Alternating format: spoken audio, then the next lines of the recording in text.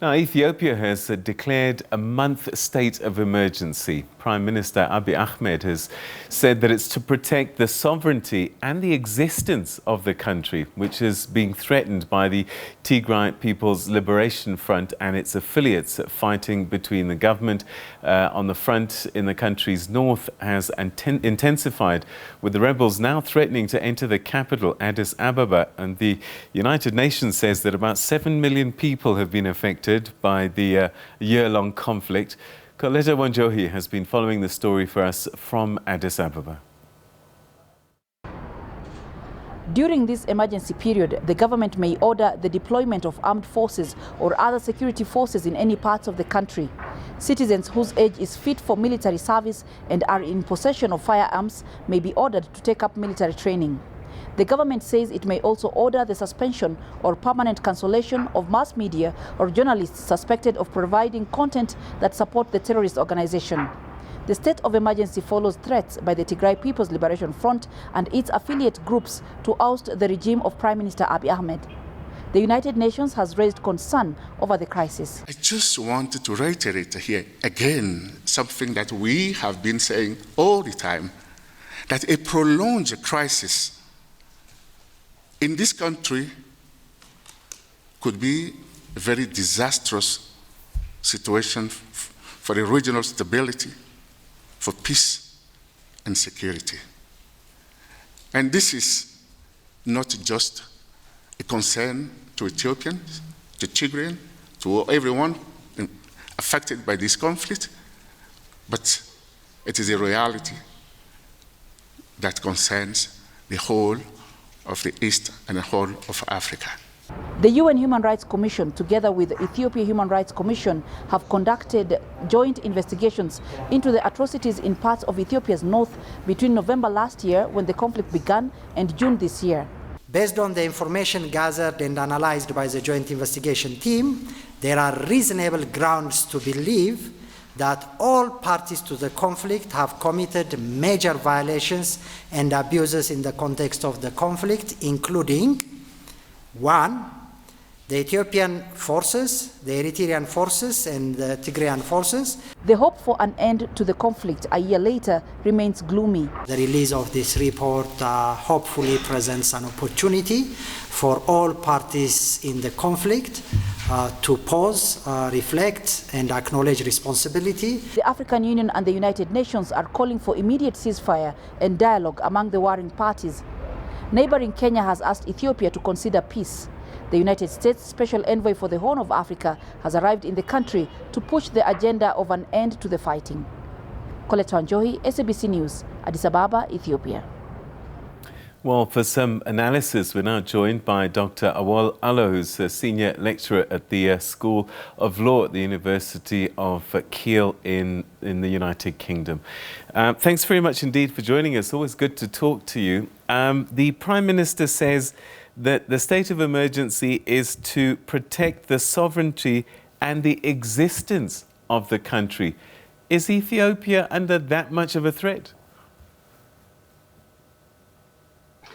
It's unbelievable, Peter, that a year on, the Prime Minister who promised the world that this would be a very quick law enforcement operation that would take weeks at most, is now declaring a state of emergency throughout the country and calling on citizens to rise up and take up arms, go to the battlefront. That, in his view, this represents a mortal threat to the existence of his country. It is unprecedented. It is probably, I think, the greatest, I think one of the greatest miscalculation that we have seen in the history of the Ethiopian state, or anywhere probably in Africa. Nobody expected, when he launched military strikes last year on November the 4th, that the situation would come to a point where the government would be on retreat and it would declare a state of emergency, calling on ordinary people, precisely because the national defense forces are no longer in a shape to halt the advance of the groups that are fighting against the government, namely the Tigray Defense Forces and the Oromo Liberation Army. All right, so what has changed that's made it even more complicated Is it that the Oromos have now joined the fray and have seized the opportunity for themselves, whereas before Abiy Ahmed thought he was just dealing with the TPLF and Tigray? I don't think it is a complication. I think the problem the country faces is, was complicated before the start of this war. The war simply, I think, escalated existing complications. What we now have is a situation where the rebels control significant strategic areas that would allow them to very quickly march onto Addis Ababa.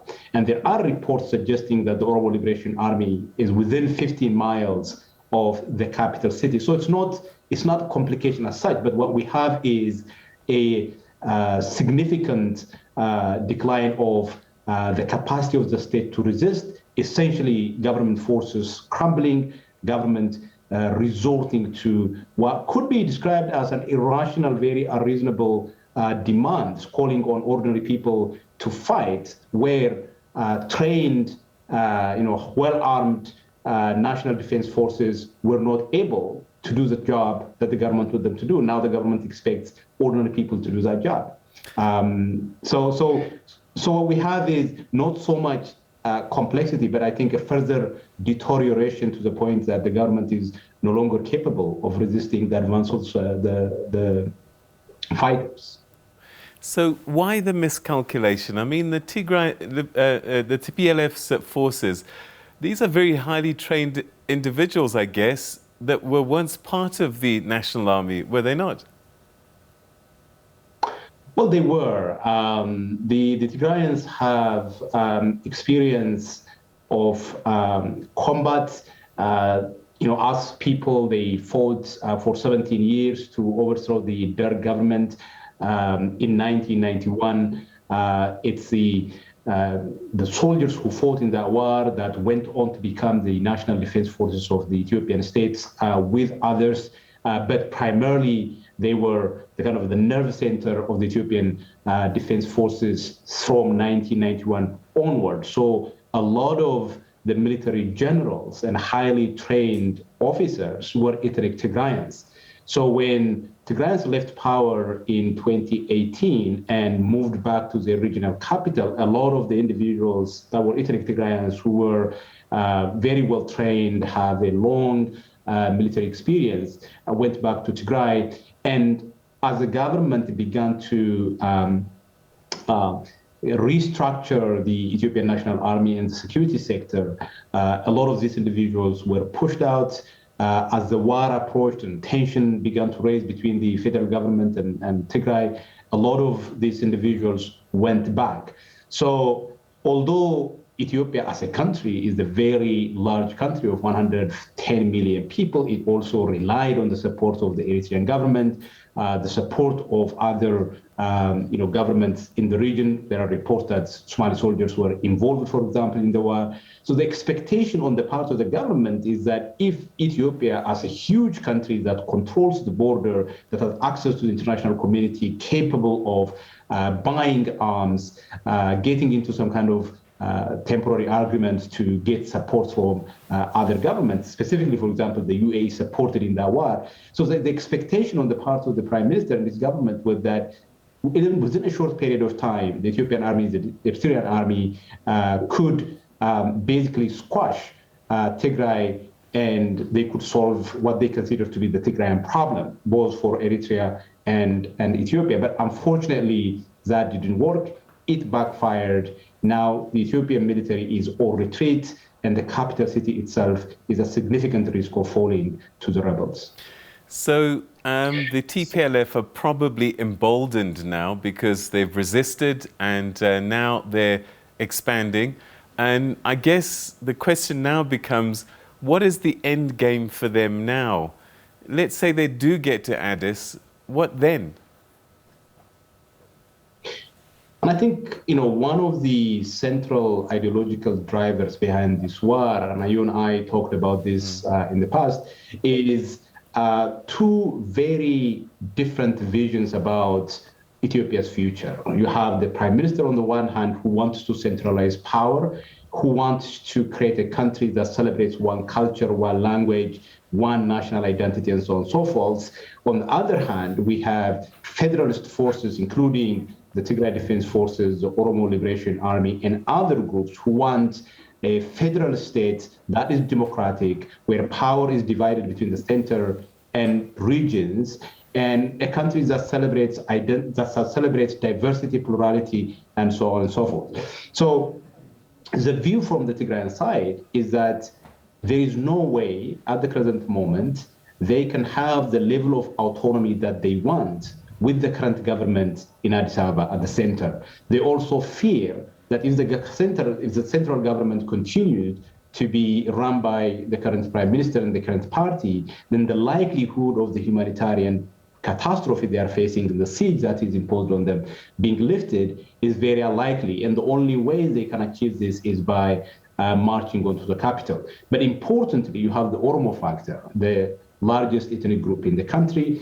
who trusted Abiy Ahmed to promote their interest in 2018, but betrayed by him. And precisely because of that, have been fighting the government over the course of the last 3 years. They too have the same demand. They too have the same mistrust. They too have the same question, politically speaking. And that's why the two forces come together to form this alliance. And these two forces, both armed and also have significant constituency supporting them, they want a return to the transitional process that started in 2018. But obviously, Abiy Ahmed is no longer the man to lead that transition in their view. And the Prosperity Party that is in power now is considered to be a problem to the possibility of a proper transition in which the current constitution will become the basis for negotiation. Can the day still be saved for Abiy Ahmed? He's made some powerful statements that have almost entrenched him in a particular position. But it's quite clear that he can't stick to that. So does he go for broke, or does he now eat humble pie and try and find a solution? It's very interesting, to look at the way in which a prime minister who was at the beginning very conciliatory, very, came across as a compromising figure, became very, very extreme, to the point that the language that he uses are language that has been shocking the world. Facebook recently, for example, removed a post by the prime minister, very violent language that incites ordinary people coming from a prime minister. And he also took legal measures, institutional measures that makes it impossible for him to negotiate, for example, with this groups. He describes the Tigray regional government as a terrorist group, but the Tigray regional government was a government. It was elected and won an election with a landslide. The Oromo Liberation Army is described as a terrorist organization, but is largely supported by the public within the Oromia regional state. But the prime minister closed the door because he thought that he could very quickly eliminate these groups, and it would make it difficult for the international community from raising the question of negotiation because they are declared terrorists, and he cannot do that. But I think we now have a completely different military landscape where the prime minister seems to have no option but to negotiate. And I think the statement recently by Kenyan government and by IGAD, and also the visit by Jeffrey Feltman, the special envoy of the United States to the Horn of Africa, I think that suggests to me that the government is now keen to accept offers of mediation. But unfortunately, the Tigrayans and the Oromos now seems to be suggesting that there is no one to negotiate with. All right, so is the entire Ethiopia project under threat? Could we see a breakup of the country? I mean, the more we have these conversations, it seems as if the closer we're getting to redrawing those maps. Absolutely. So, there is not a single Ethiopia project. There was a project started by Emperor Menelik, which the Abiy government wanted to continue. There was a project that was started in 1991 by TPLF and associated forces, including the Oromo. At least the Oromo supported the kind of overall architecture of that project, although they did not have a significant role in shaping that project. So today, the competing projects that we have in terms of Ethiopia's future are these projects. The multinational federal project initially offered or put forward by EPRDF, and the Menelik project of a centralized Ethiopia that speaks a single language, a single culture that is hegemonic and very much aligned with the history and culture of a particular ethnic group. These are the two projects. Now, Abiy's desire and determination to impose and continue Menelik's project by any means necessary, I think what we see now is a resounding rejection of that project and that vision of the future. Now, there is a real possibility for the 1991 project to continue, but at the same time, we have demands by ethnic Tigrayans, for example, who do not want to have anything to do with Ethiopia anymore. We'll see whether that is what the Tigrayan leadership would propose eventually, and I feel like there are practical challenges, at least in the short term, because if you have Eritrea in the north, an enemy country with Isaias present, and if you have the hostility that is ongoing with Amharas, then a viable, credible Tigray state may be a challenge in the short term. But at the same time, the question of independence and the need to give the Oromo people the ability to determine its future is one of the central demands of the Oromo Liberation Front and the Oromo Liberation Army. And we don't know what that decision would become. So, whichever way you look at it, what Abiy did really, really diminished the continuity of the possibility of Ethiopia continuing as a state. The Ethiopian project, in both those guises, I think faced significant challenges as a result of this war and the ways in which the war was pushed by the Prime Minister and his supporters. All right, we've run out of time, but very briefly, the Prime Minister calling on citizens to rise up against the TPLF. I mean, he's inciting civil war. Surely the international community can no longer try to talk from the sidelines. Some action must be taken. Now, there are, rules even in wars.